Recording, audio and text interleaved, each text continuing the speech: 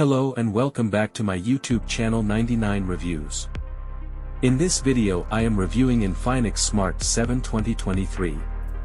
So let's start the video. This phone's back is made of plastic and the frame of phone is attached to the back with the same stuff. Screen of the phone comes with Gorilla Glass support.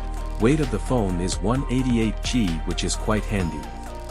Big cameras of phone give a unique look with fingerprint. Inside the camera frame is a new inventive from Infinix. Display of this phone is good according to its price. The display is 720 pixels with 400 brightness nits. In the sunlight as you watching in the video, the display is not much promising. But overall it is good. This phone has built-in Helio A22 chipset, which is not a gaming chip but provide a good result in day-to-day normal usage. If you want to play heavier games, then this phone will give around 20 frames per second only for PUBG Mobile, and same in the Call of Duty. 5000 mAh battery of this phone is more than enough as the display is only 720p.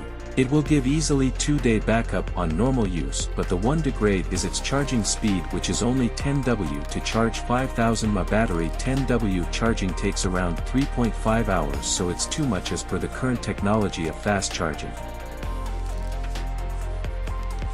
Camera of this phone is not extraordinary but a decent one.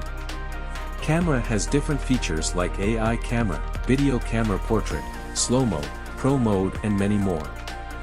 This phone will give you a decent camera experience. This phone has Infinix XOS version of 12.0, which is latest from Infinix. In the end, I can say that this phone is good according to its price, but not for the heavier users. I hope you like my video. Subscribe and like for more informative videos like that.